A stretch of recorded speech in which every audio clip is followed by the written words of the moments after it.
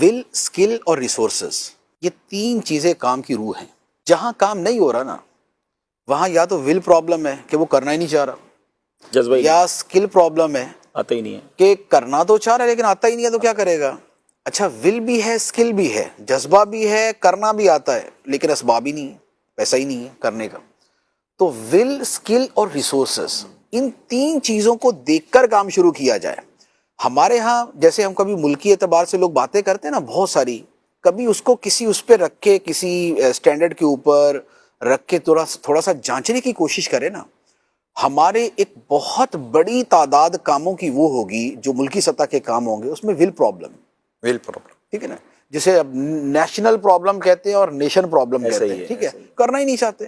اچھا، یا یہ ہے کہ جو کرنا چاہتے ہیں تو وہ اس کے مطابق سیکھتے نہیں ہیں، اسکل پرابلم ہوتا ہے. اچھا، کرنا چاہ رہے ہیں، جذبہ بھی ہے، تو پھر جو ہمارے حالات ہیں وہ آ جاتے ہیں.